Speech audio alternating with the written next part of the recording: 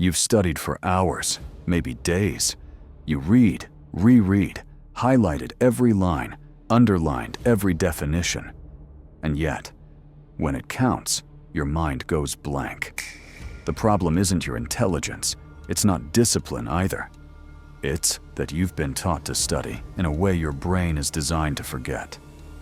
Meanwhile, on the other side of the world, Japanese students are memorizing and retaining over 2,000 complex kanji characters, not just for the test, but for life.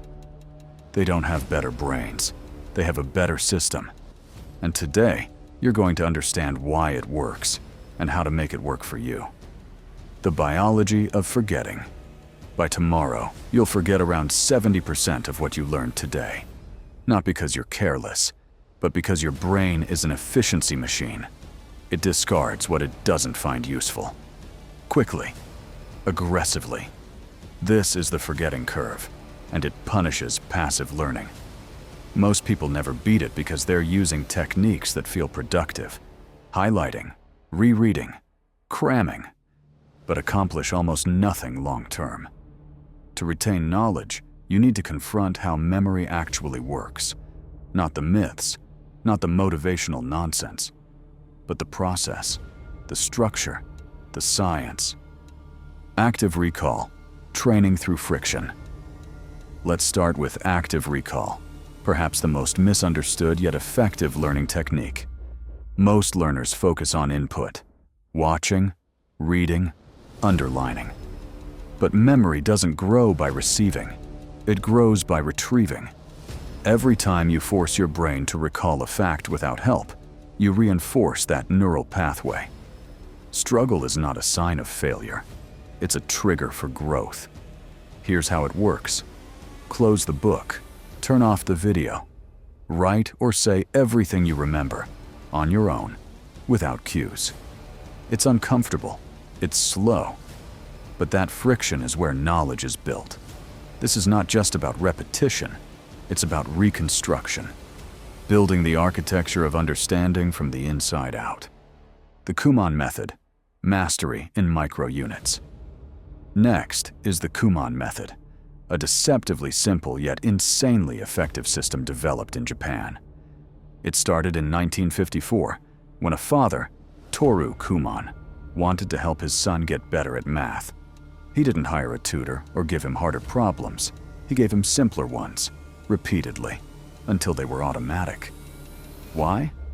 Because speed and accuracy at the basics form the foundation for mastering complexity. The idea took off. Today, Kumon centers exist in over 60 countries, serving more than 4 million students. So, what exactly is it? Micro units. Daily practice. No cramming. No guessing. Just structured repetition of fundamentals until they become instinct. Take math, for example. Instead of jumping straight into algebra, Kumon students will spend weeks or months drilling basic addition and subtraction. Not because they're slow, but because when the basics are automated, higher-level thinking becomes fluid. In education, we call this cognitive offloading. When your brain isn't struggling to remember how to carry the one, it can focus on solving more complex equations. The same applies to language. Japanese students using the Kumon method don't try to memorize full kanji in one go. They break it down into radicals, the smaller building blocks of each character, and focus on one small set per session. Over time, these micro-chunks add up to mastery. It's the polar opposite of how most people approach learning. Western education tends to glorify intensity. Study hard. Cram for 6 hours. But Kumon favors duration over drama. 30 minutes a day, every day, without fail. And here's the wild part. A study by the Japan Institute of Lifelong Learning found that Kumon-trained students outperformed their peers in math proficiency by 2 full academic years. Not because they were smarter, but because they mastered the basics better and faster. That's the magic. Repetition without resistance. You're not pushing for breakthroughs. You're aiming for fluency. It's like learning an instrument. You don't start with Beethoven. You start with scales, again and again, until your hands just know. Here's how you can apply it right now. Pick one topic, not a chapter, not a course. One concept. Drill it for 15 to 30 minutes every day for a week. Use flashcards, quizzes, or timed recall. The key is consistency, not variety. Only move on once you can do it quickly and effortlessly. Think of it like sharpening a blade. Each daily session is a stroke on the whetstone. Unimpressive in the moment. But by the end of the week, razor sharp. That's Kumon.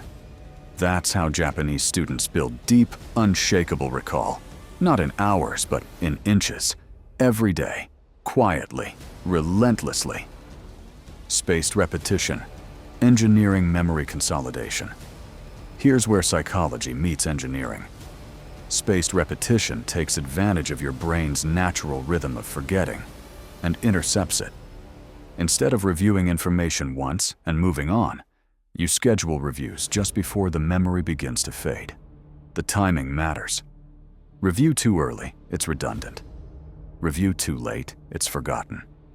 But hit that precise window, and the memory becomes durable. The intervals expand over time. 1 day, 3 days, 1 week, 1 month. Each recall attempt sends the message, this matters. Keep it. Japanese students aren't cramming the night before. They're building neural architecture over weeks, even months. That's why it sticks. Kaizen, the discipline of daily refinement. Kaizen is not a study technique, it's a mindset rooted in the Japanese philosophy of continuous improvement. It's the opposite of cramming. It's the antidote to burnout. Kaizen asks only one thing: consistency. Not perfection, not intensity. And it works. Just 6 minutes a day, strategically applied, can yield measurable gains in retention and recall. Break it down. 2 minutes of active recall, 2 minutes of spaced repetition, 2 minutes of focused problem solving or review. That's not overwhelming, but it is powerful.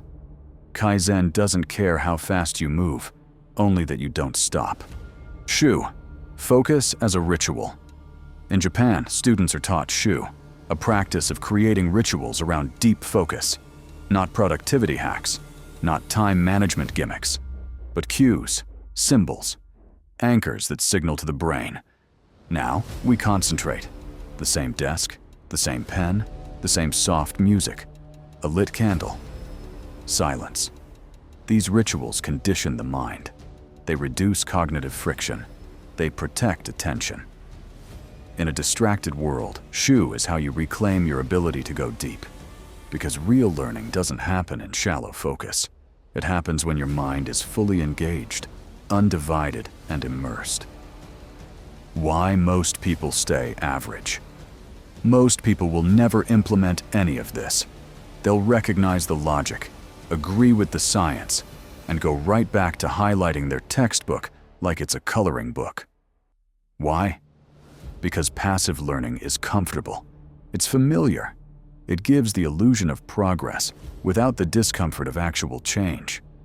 But high performers, elite learners, they think differently. They don't seek comfort. They seek clarity. They don't want fast. They want effective. They understand that success in learning, like success in anything, is not about how much you know. It's about how well you can retain, apply, and build on what you know. You don't need to be a genius to learn like one. You don't need to study all day to remember everything. But you do need to study like it matters. With systems, with structure, with seriousness. Japanese students aren't memorizing thousands of symbols by accident. They're doing it with intention, with patience, with technique, and so can you. Start with one shift, one method, one habit.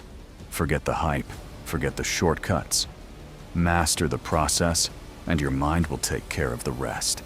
If this made sense to you, it's because you're ready to go deeper than the average. So subscribe, and let's build the kind of mind that doesn't just consume information, but owns it.